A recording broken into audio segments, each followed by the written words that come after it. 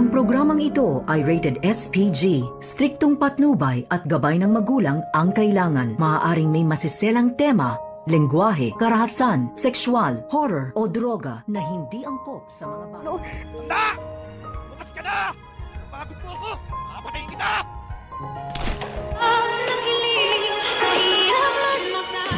Narito na nga ang ating pakabangan ngayong Martes sa Abot Kamay na Pangarap. Sa wakas ay nakaligtas nga itong si Lynette dito sa humahabol ng mga magnanakaw. Subalit ay dito naman na tila pinagbibintangan ni Carlos Benitez itong mga nakasama ni Lynette at ito nga ang sina Aling Susan at Diyosa. At dito niya nga na sinisisi ni Carlos kay Lynette na kung bakit daw sila nilooban. At dito nga na sinagot ni Lynette itong si Carlos na pinagbibintangan ba daw ang kanyang mga pamilya at hindi magagawa iyon ni Chang Susan at dito nga ni Diyosa.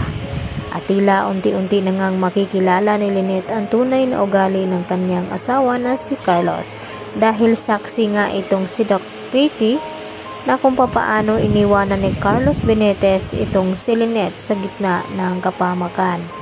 At nang masalubong nga ni Harry itong kanyang ama at nagtanong ito kung nakita na ba daw niya itong si Lynette, ang sagot nga dito ni Carlos ay hindi pa.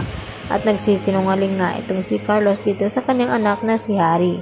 Dahil nang tanungin nga dito ni Harry itong si Lynette ay dito naman na tila bumibilib itong si Lynette kay Carlos dahil pareho daw silang matapang at nagawa nga makipaglaban ni Carlos dito sa mga armadong mga lalaki.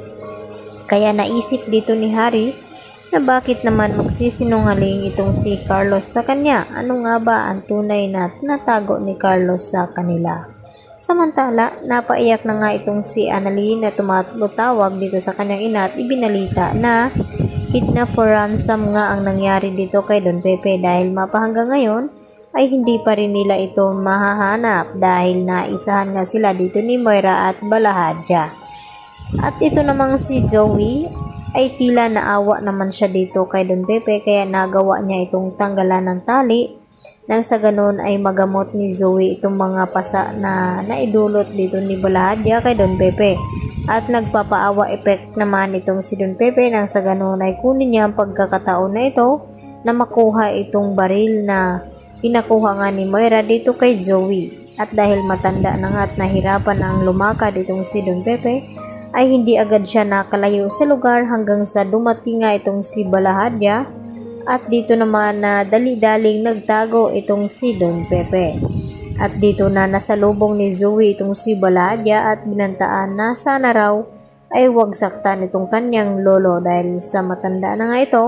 At dito naman na hindi may pangako ni Balahadja dito kay Zoe at sa gitna nga ng kanilang paghahanap dahil may dalangang baril itong si Don Pepe ay dito naman niya na mapipilitang gamitin dahil nagbanta itong si Balahadja na kapag makita daw itong si Don Pepe ay hindi daw siya mag-atubiling paslangin ito. Kaya bago maunahan itong si Don Pepe ay nauna na nga siyang pumutok at dito naman na hindi sinasadya na natamaan itong si Zoe at itong si Balahadja. Kaya yan naman ang ating pakatutukan bukas kung tuluyan nga bang makatakas itong si Don Pepe na ngayon nga ay hirap-hirap na nga siyang makalakad dahil sa kanyang katandaan. At lalo pa't malalakas itong kanyang mga kalaban at parating na rin doon itong si Moira. At ikakagulat nila nang mayroong natamaan sa baril dito na hawak ni Don Pepe at walang iba kundi itong si Zoe. Yan po ang aking karagdagang latest update mga kapuso at yan lang po ang ating patuloy na pakaabangan bukas. Dito lamang yan sa Abot Kamay na Pangarap. Yan lang po at marami pong salamat hanggang sa muli. Bye-bye!